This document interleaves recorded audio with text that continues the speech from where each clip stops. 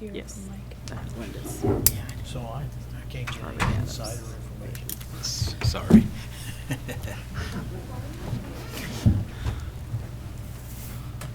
That's all right. Good morning. I'd like to call to order the March 19th, 2014 regular meeting for the Ottawa City Commission. Could we please have the roll call? Mayor Kaler, Present. Commissioner Jorgensen, Present. Commissioner Skidmore, Commissioner Dickinson, Present. Commissioner Reed. Present. Wonderful. We'd like to welcome those individuals that are in the gallery today and those that may be listening on KOFO or on our Government Access channel. As you know, we have 2 meetings a month.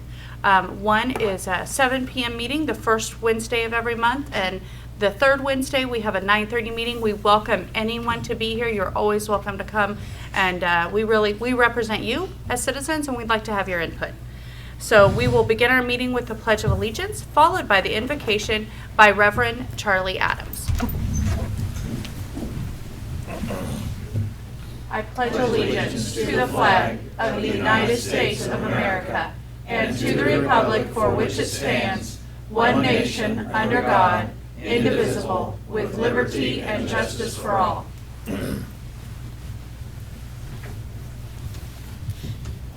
Will you pray with me? Gracious God, you have given us this great and blessed land, and you invite us to be good stewards and managers of it. We thank you for the many resources you provide. We thank you for the people who manage those resources for us. We pray your blessing on all those gathered here today, that your will may be done, that good government and good decisions may make for a good community. We thank you and we praise you as we offer our prayer in Jesus' name. Amen. Thank you, Pastor Adams. That moves us on to the consent agenda approval. Is there a motion to approve the consent agenda, which only includes the agenda today? So that's an easy motion. Madam Mayor, Commissioner. I move we approve the agenda for today. Okay. Is there a second? I'll second. All those in favor say aye. Aye. All those opposed, same sign. Okay. That moves us on to the regular agenda and public comment. Are there individuals who have registered to address the commission? Okay, then we will not read that paragraph. Next is declaration. At this time, I'd like to give the commissioners a chance to declare any conflict or communication that they've had that may influence their ability to consider today's issues impartially. Commissioners? Seeing none, we will proceed. Under new business. Proclamation recognizing March 2014 as National Nutrition Month. Rebecca McFarland. National Nutrition Month is a nutrition education and information campaign sponsored annually in March by the American Dietetic Association. And the proclamation reads as follows. National Nutrition Month is a nutrition education and information campaign sponsored annually in March by the American Dietetic Association. And whereas the program was introduced in March 1973 as a week-long event, National Nutrition Month becomes a month-long observance in 1980 in response to a growing public interest in nutrition. Whereas the theme for March 2014 is Enjoy the Taste of Eating Right and focuses attention on the importance of making informed food choices and developing sound eating and physical activity habits. And whereas National Nutrition Month also highlights the American Dietetic Association and its members and its most valuable and credible sources of timely, scientific-based food and nutrition information. Now, therefore, the governing body of the City of Ottawa, Kansas, does hereby recognize March 2014 as National Nutrition Month and reminds all of its citizens the important role of nutrition in helping people and enjoy healthy lives. Goodness, I stumbled through that, sorry. Signed this 19th day of March 2014 by the Mayor. Rebecca McFarland, come forward and take this from me, would you please? Thank you, Jen. And if you would like to, you have the mic if you'd like to address us. Actually, both Wendy and I will, and I know Midge would like to be here, but wasn't able to this morning. Wendy and I work on a number of different committees and organizations in the county looking at healthy living, and so this is one of the things that we do is really promote, of course, eating healthy foods. And I'm going to actually let Wendy talk more about some of the initiatives that are going on. And Rebecca's going to hand out the cards that we have done. We got a grant to do this, and Commissioner Reed is also on this group along with several other community members. And there's been two main real focuses over the last year. One is nutrition and access to food and food policy. And so there's a draft food policy that will be circulated to a number of organizations in the community to encourage having healthy choices among the food offerings that every organization puts out, whether it be a breakfast, a lunch, in their concessions, whatever, which is similar to the kinds of things we did for the Let's Move. So there's overlapping objectives here. And so there's a nutrition group. Chris Kren and Cheryl Allen are the two co-leaders of that group. And they meet, right now they're meeting about every month, every 6 weeks or so. They were going to meet every quarter, but that's an active group that's working on food policies. And then the other group, which has become the focus of the grant that we got, is to encourage different modalities of transportation, particularly active ones. So on your feet or on your bike. And that group has headed towards trying to encourage a county-wide bike ped plan, similar to the things that the city has done here, but particularly in access to the trail systems that we're fortunate to have. And so they're moving forward with that and seeking volunteers to help with that activity. Actually, our planner, Tom Yell, is the chairperson of that group. Richard knows a lot more about this because we give regular updates, but actually this grant funded a portion of Sam's time, and I don't think he's made it back.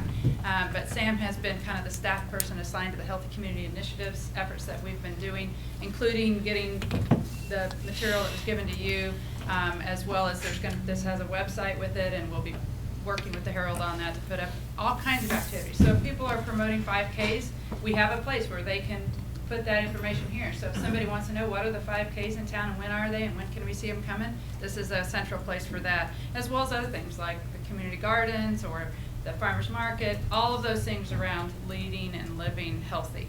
And so we're continuing to work forward. There's hope for another grant to continue the implementation towards a bike ped county-wide plan, which will include all the cities in the county, as well as the rural residents.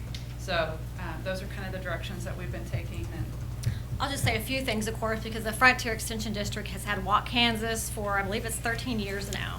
And so that really is an 8-week healthy lifestyle challenge, including walking or other forms of physical activity, as well as choosing to eat plenty of fruits and vegetables. And I currently serve as the chair of the Chamber Education and Health Committee as well. We met this morning and shared that food policy, food and beverage guidelines with John and Sherry as well, and asked them to send that out to all the chamber members so that whenever they have, again, a chamber coffee after hours, that we're encouraging them to serve healthy foods. I see the look on your face, Sarah. That's a good idea. We will continue to move forward and promote that. thank you again for the proclamation. Thank you. Thank you. Next, on to item 10. Presentation by Sean Bakai from Viviv. Sean will be giving us an update on the status of our cable system here in Ottawa. Sean? Yes.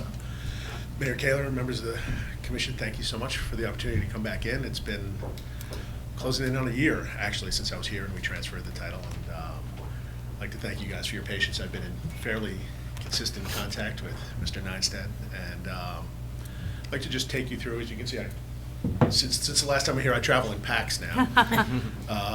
And excuse me, but we were here last night, and Mr. Bizik introduced me last time I was here to an Italian restaurant in town, and I think I ate about my body weight in lasagna last night. So excuse me if I'm a little disoriented. But Leah, I'd like to take you through sort of where we are in general with the acquisition and what we're doing, what our general plans are.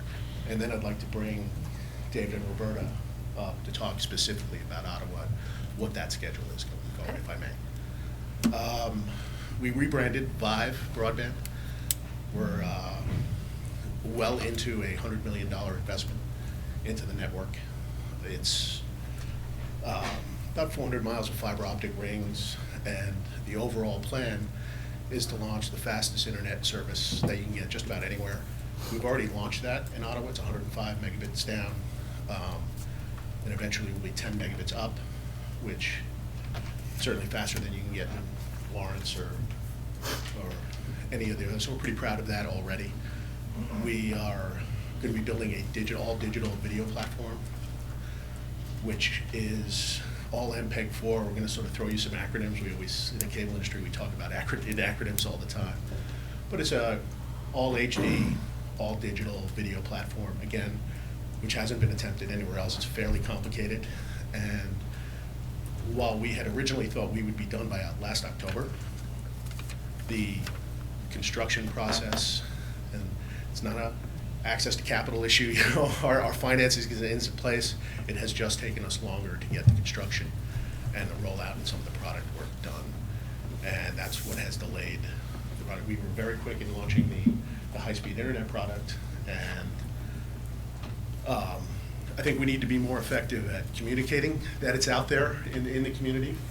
But it's, there have been, with Ottawa specifically, there have been some of the connectivity into the city of Ottawa we don't own.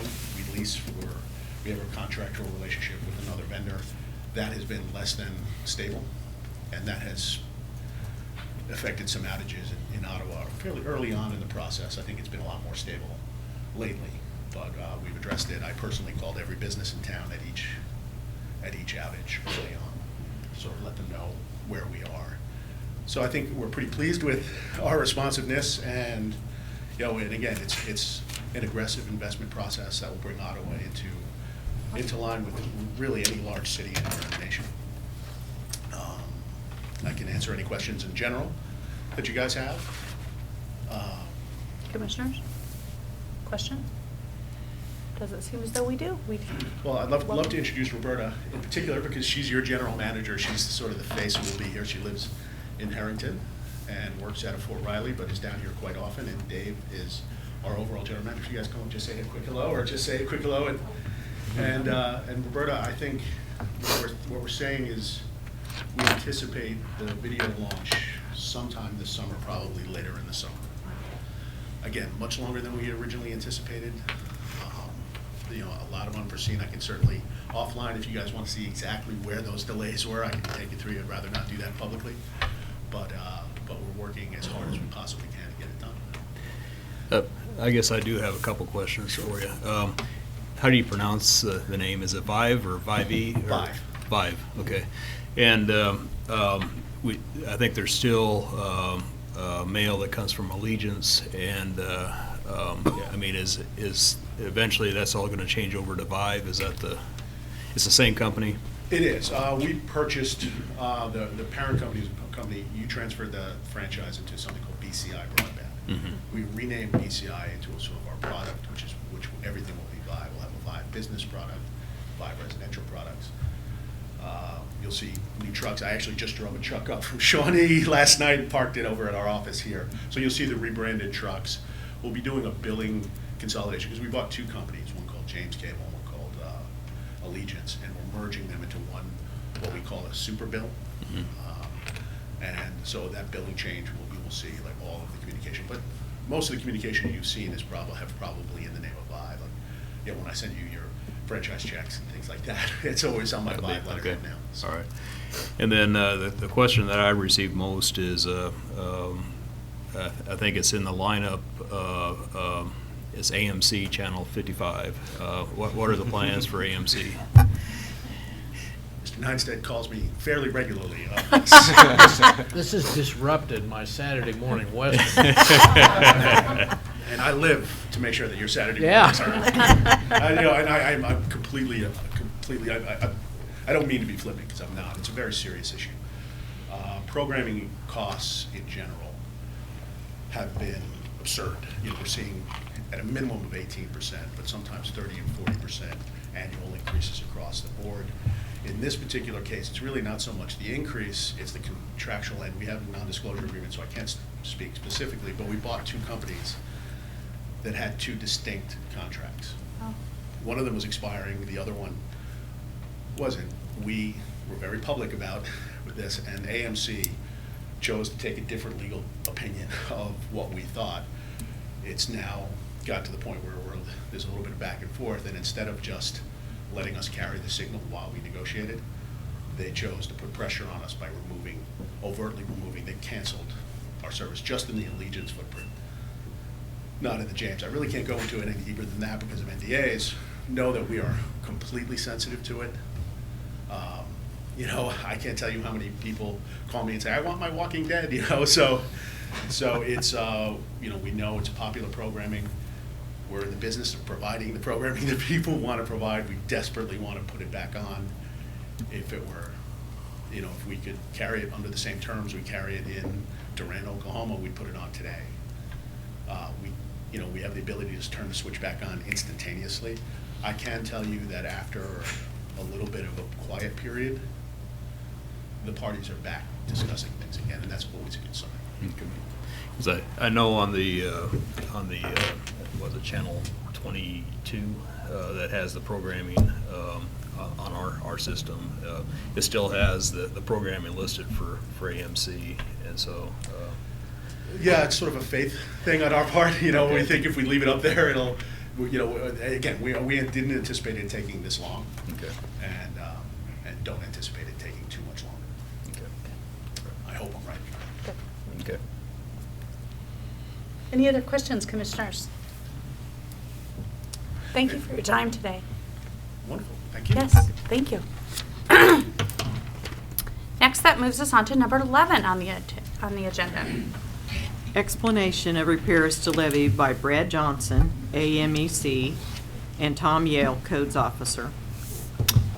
The plans for repairs to drainage culvert under the former Missouri Pacific Railway embankment that need to be addressed prior to certification. Brad and Tom, looks like Brad's already up here. Is Tom coming up? Nope, it's not a big deal. Okay.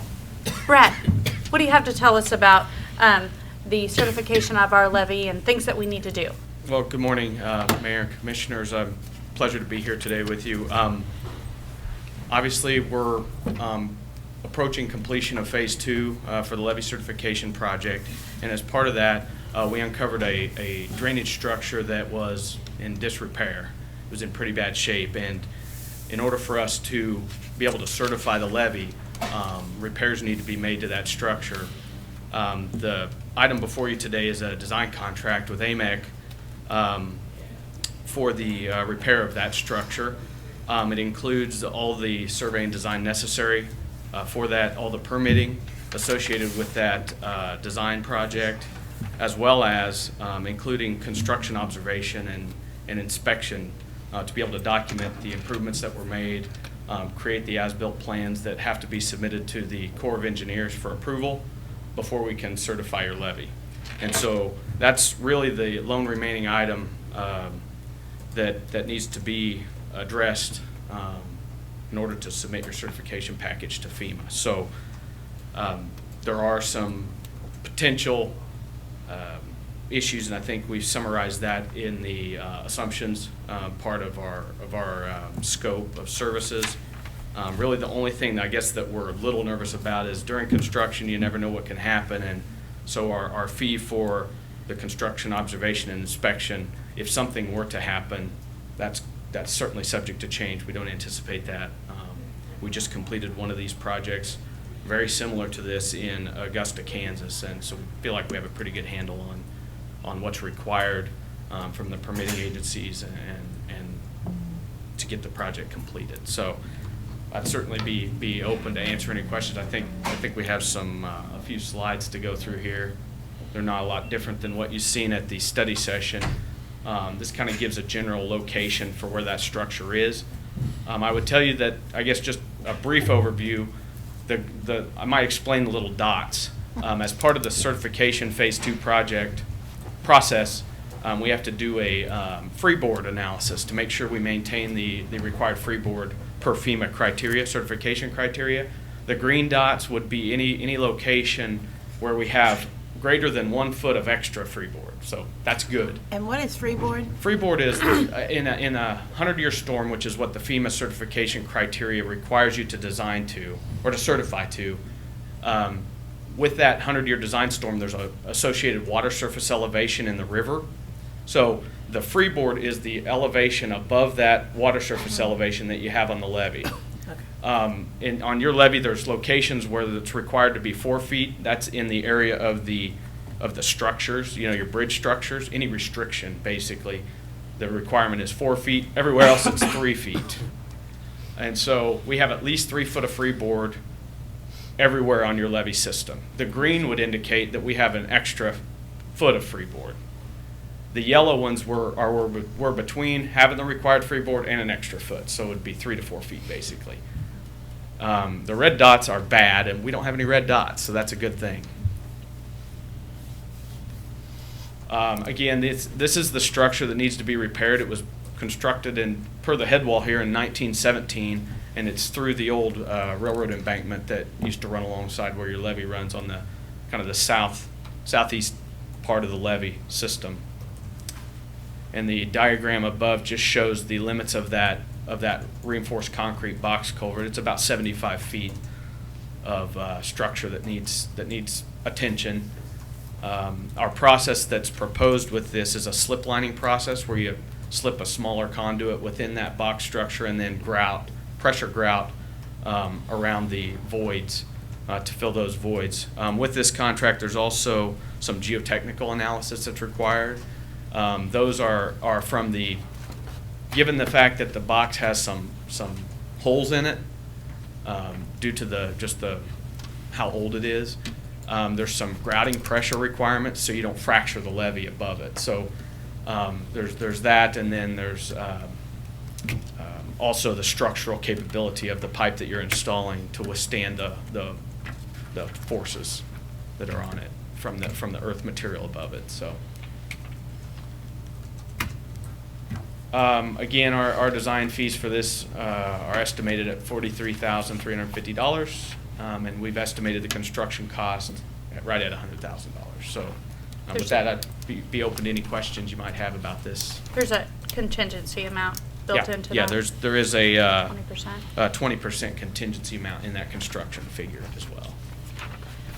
If we were to come way back and for those that may not be really active in local government, and they may be saying, what are you talking about? Can you tell us from the way back view why certification of our levee is important? Well, certification is important because without acknowledgement of your levee, your floodplain maps would not give credit to that levee being in place. And so the floodplains that are depicted on a map would basically pretend that the levee wasn't there and wouldn't provide any protection. So it's Insurance important. protection. And so it's important to be in a position where you can certify that levee so you get credit for it on the FEMA floodplain maps. FEMA has since came out with some procedures for if your levee can't be accredited or certified in a given instance, or for one reason or another. There are some methods where you can get that area that's protected by the levee mapped as a different zone. It'd be like a zone D, I think, is what it is. And really what that would mean to homeowners, we don't really know because those procedures haven't fully been rolled out yet. But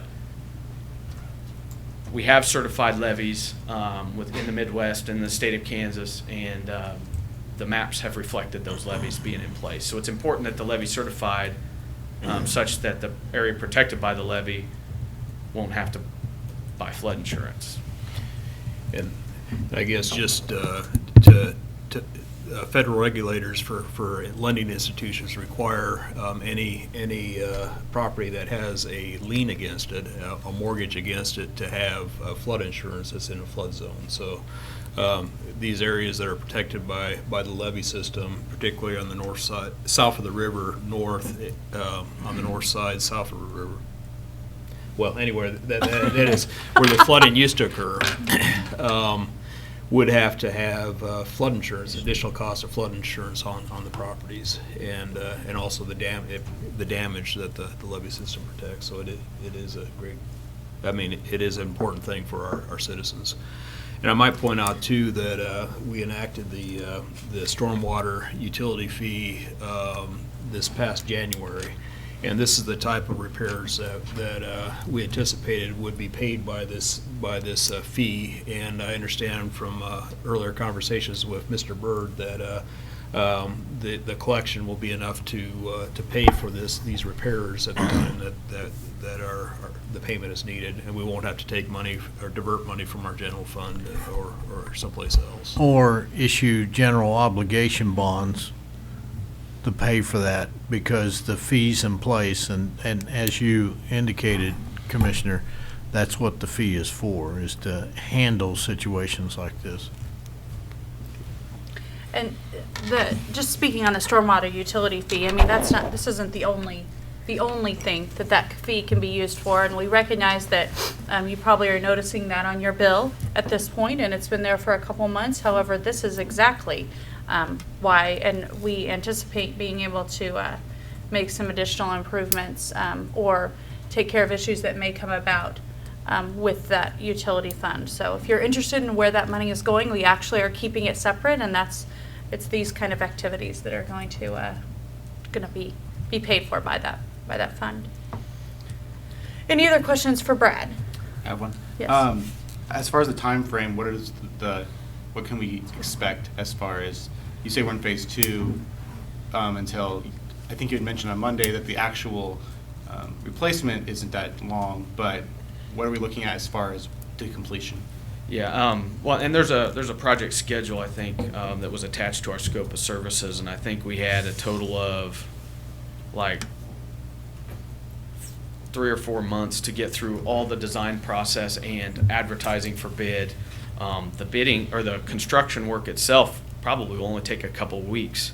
I guess from that point, from a certification standpoint, we're going to probably need a couple weeks to a month to wrap that certification package up, and then we'll be submitting that to FEMA, and FEMA has historically taken 4 to 6 weeks to review that certification package, follow up with any comments they have or issues that they want to be addressed for that certification, and then we would need to respond to those and get them the package, and then it's pretty quick to get certification. So I guess if you're talking about a certification, by the time we get this construction completed, generate the as-built plans, submit the package to FEMA, you're probably talking about 6 or 8 months.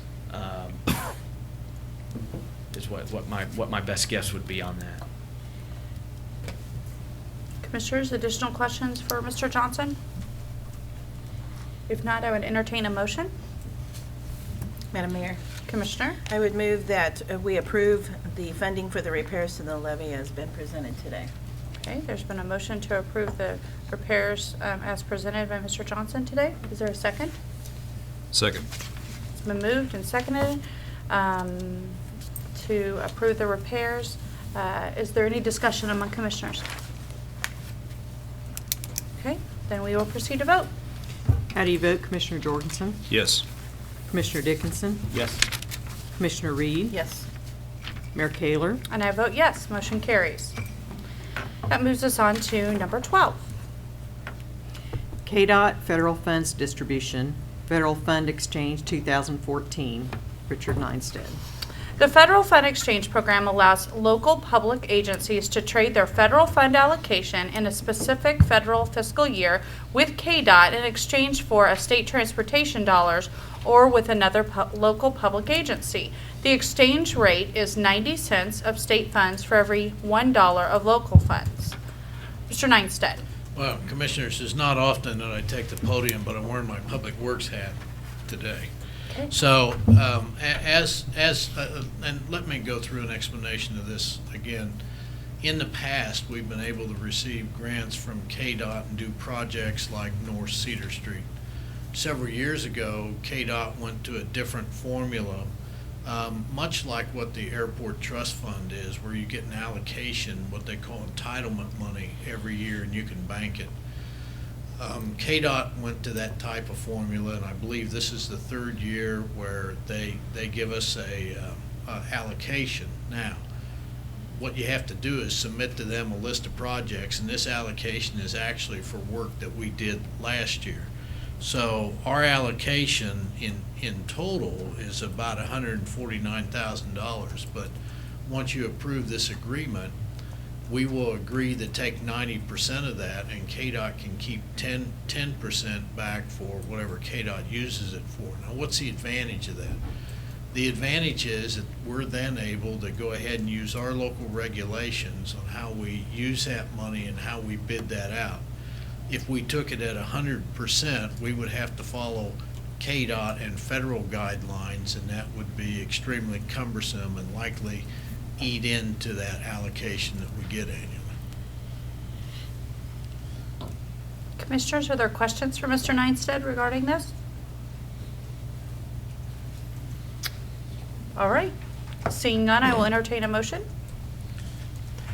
Madam Mayor, Commissioner? I move to approve the KDOT federal funds distribution as indicated by Mr. Neinstead. Okay, is there a second? I'll second it. It's been moved and seconded that we approve the federal funds distribution of 2014 as described by Mr. Neinstead. Is there any discussion among commissioners? Just want to point out that this is the work that we've already done and we've already is. paid for. We're just asking for, so these are the streets that we repaired last year. Yes, it is, and it is about half of the amount we spent on streets, so, but we need to take that money. So. Absolutely. Any other questions? We will proceed to vote. How do you vote, Commissioner Dickinson? Yes. Commissioner Reed? Yes. Commissioner Jorgensen? Yes. Mayor Kayler? And I vote yes. Motion carries. On to item 13 on our agenda. Appointment to KMEA Board of Directors. Richard Neinstead. Appointment of Director 2, or Director number 2, to serve on the Board of Directors of the KMEA, Kansas Municipal Energy Agency. The KMEA, just as background to our citizens, KMEA is actually an electric consortium that the city of Ottawa belongs to. We belonged to it a long time. When I was out in northwest Kansas, I remember Ottawa being the flagship of KMEA. And what they do is they help us with technical reviews. They help us with bonding. They actually are working on a capacity, a generation study for all the cities now, and that's why Electric Superintendent Jim Bradley is not with us today. He's at a meeting. But KMEA is actually, the Board of Directors are actually representatives from the city. We have two representatives. One of them is Commissioner Reed, who serves on there as the elected official representative, and the other is Jim Bradley, who serves on there as a staff representative, and his appointment comes up for renewal this year, so we're submitting this to you with the recommendation that Jim be reappointed for another 2-year term to the KMEA Board of Directors. Madam Mayor, Commissioner? I move to appoint Jim Bradley to an additional term on the Board of Directors of the Kansas Municipal Energy Agency. Okay. Is there a second? I'll second. It's been moved and seconded that we appoint Jim Bradley to the KMEA Board of Directors. Is there any discussion? I would just like to say, being able to serve on that board, I've gotten to learn a little bit of the history that I didn't know before. Jim has been fundamental to many of the actions that have been taken on that board. He's had many years. Yes, Monday did we decide he had served 14 or 17, I think. But one of the key members of that ongoing board. So I think it's something we are to be very proud of in Ottawa to have him on there. Give you a little bit of history. KMEA actually started out in Hays, Kansas. That's where it was formed, and when I got associated with it, the director was a gentleman by the name of Gil Hansen, and his assistant was a former city manager that you had, Bob Mills. And Bob actually was one of the mentors I had very early in my career, so. Nice Ottawa connection, I didn't even know it at the time. Commissioners, any other discussion? We will proceed to vote. How do you vote? How do you vote? Commissioner Dickinson? Yes. Commissioner Reed? Yes. Commissioner Jorgensen? Yes. Mayor Kayler? And I vote yes. Motion carries. Thank you, Commissioners. Thank you. That moves us on to number 14. Resolution establishing an average monthly pay plan for utility billing services by Scott Bird. Resolution repealing Resolution 805-94 and replacing it with an authorization to establish an average monthly payment plan, AMP, for utility billing services. Mr. Byrd?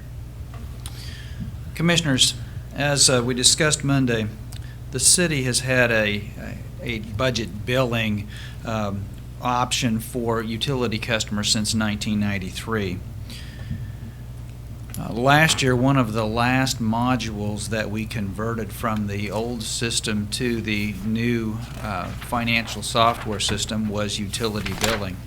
And within that conversion, we opted to utilize one of Tyler's budget billing packages, which is called an average monthly payment, or AMP for short. It is very similar to the program that we have had in the past. There are a few differences. For example, there is no longer the need to have a specified sign-up period. In the past, we would sign customers up in the fall for the AMP, and then we would true them up again the following fall, and then they could start again if they so chose. We will not have a specific sign-up period at this point in time. We feel like this is advantageous to any customer that walks through the door and wants to have an budget billing. And so they will be able to sign up even if they're a new customer, and then we'll just start the clock running from there. The other change is that there is no set true-up period. I will tell you that we are watching this very closely to make sure that the city doesn't cheat itself, and to make sure that we're not overcharging the customer as well. But so far the program seems to be working very well. And the other element that we are not including in this new program is that there is no fee for disconnecting from the service. We don't see the need for that. In fact, we hadn't been practicing that under the old policy. So the resolution before you is, for all intents and purposes, is an affirmation for what we've already done. And the recommendation is the adoption of the resolution before you. Okay. Mr. Byrd, since we've moved toward paperless statements and automatic debits for payments, would there be a possibility at some point someone could sign up for this online as well? Or they could just go and do it? I could see that becoming a possibility. Yeah. People tend to like to do things without leaving their home. So. Yes, yeah, there's so much that we can do with the technology today, and that's one of the reasons that we made the change, because we were falling behind in technology, and this has jumped us light years ahead in many respects, and it's caused me to pull some hair out in some other respects, but we keep forging forward. Could you share with us the current process for signing up, like if a citizen's watching and that maybe this is a new program to them? How would they go about getting signed up for the program? Just come into City Hall, and they will see the utility counter there as soon as they walk through the front doors. And there will be some of our staff, the finance staff, there waiting to help them, and we'll walk them through the process. And it's pretty easy. Fill out a form, and we'll get them signed up almost immediately. Perfect. Commissioners, are there additional questions for Mr. Byrd? I will entertain a motion to approve this resolution, if there is one. Madam Mayor, Commissioner? I would move that we approve the resolution stated in 14 to establish the average monthly payment plan. Is there a second? I'll second. All right. There's been a motion and a second. Is there any discussion among commissioners?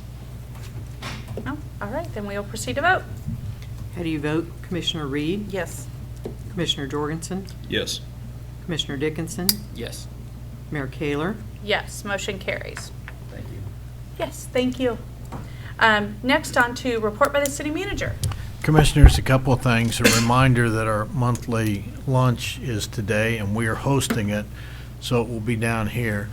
We need to be out of here by 1 o'clock because otherwise we're going to, we'll have our meeting along with Spring Fling participants. And if you don't have your tickets, if the public doesn't have your tickets, a reminder again that on March 29th, Keith Allen, an entertainer out of Branson, Missouri, will be putting on a show at Ottawa Municipal Auditorium.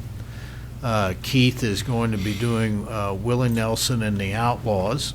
My wife and I have seen Mr. Allen in Branson, and we enjoyed him, but this is a benefit for our parks. So you can contact City Hall. It's a ticket outlet.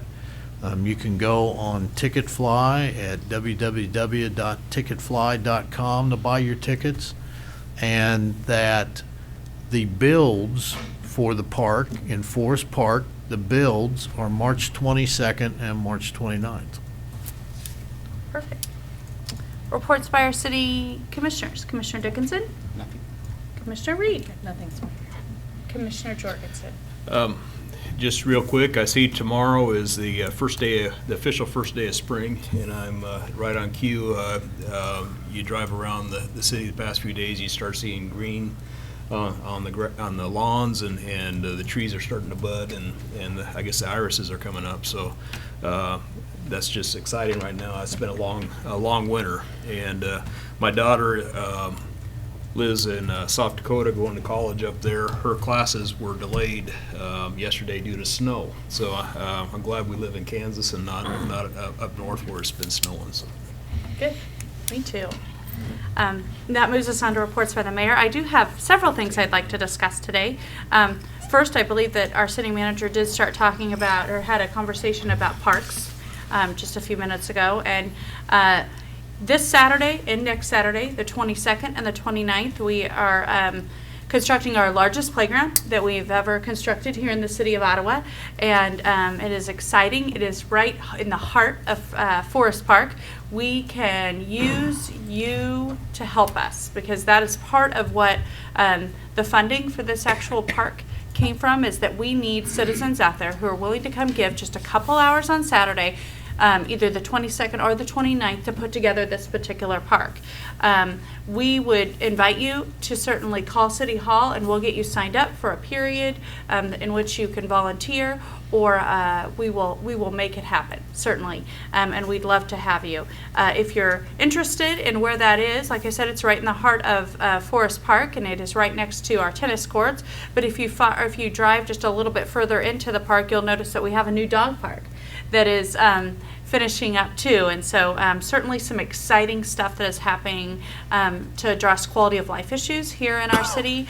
And I think that not only will Ottawa citizens, but the citizens of the county and citizens of the surrounding areas will all benefit from the input and the donation that has been made to make quality of life really important to us here in Ottawa. Likewise, the concert that we do have on the 29th, I hope that you're there. There is an awesome video on our ottawakansas.gov page with Franklin, our resident superstar monkey, who did a telephone conversation with Keith Allen. It was really good, and you might want to just check that out if you can. Next thing, Spring Fling. So many families take advantage of Spring Fling, and we are a unique community to have Spring Fling. And if you don't know what Spring Fling is, it is a week's worth of activities that happens during spring break that is free or at very little cost to everyone who participates. And if you don't know where that comes from, that is a group of concerned individuals who work with children and work in children's agencies who give their lunch hour once a month to put together, on the Children's Coalition, to put together Spring Fling. And it is It is awesome. It really is. We are blessed to be in a spot where we value families and that we value children, and we want them to keep busy during spring break. So please take advantage of that, and we're happy to host here at City Hall and at the OMA and other places around the community. So thank you to those who are volunteering their time with Spring Fling. Lastly, my aunt this morning actually woke up a Ukrainian citizen and here in Ottawa. And later this afternoon, she will become a United States citizen. And I am so proud to be able to go to my first naturalization program and to be able to see her become a citizen at the United States. I know that I had previously talked about how important Ukraine is to my family, and today we will celebrate her becoming a United States citizen. So we are lucky and blessed here in this United States to have new citizens like my aunt, and we are blessed here in the United States. So that moves us on to announcements. March 19th, which is obviously today, we will have a joint luncheon here at City Hall at noon with the city, county, and school board. Then we'll have a study session at 4 p.m. on the 24th, and then we have a time change for our study session on the 31st, which is 3:30 p.m. And we will do interviews prior and following the study session for the OMA Advisory Board. And then, no fooling, on April 1st, we are going to have Mayor's Prayer Breakfast at Westminster Church at 8 a.m. And your tickets, you are more than welcome to get them here or at the chamber. We would like to see you at the Mayor's Prayer Breakfast at Westminster on April 1st. Saying that, is there a motion to adjourn? Madam Mayor, I understand that we have an executive session that we would need to go into this morning, and so I would move that we move into executive session for a period of 15 minutes with the city attorney and the city manager present for attorney-client privilege. We don't anticipate anything after this if this motion is carried? I don't No believe business so. after this? I would ask that you also include Mr. Byrd in the executive session, and I don't anticipate any action afterwards. Okay. I'll accept that as an amendment. Okay. I'll Is there a second second? that. I'll Okay, second it's it. been moved and seconded that we go into executive session for 15 minutes. All those in favor say aye. Aye. All those opposed, same sign. All right, we will go into executive session. Thank you. No action afterwards.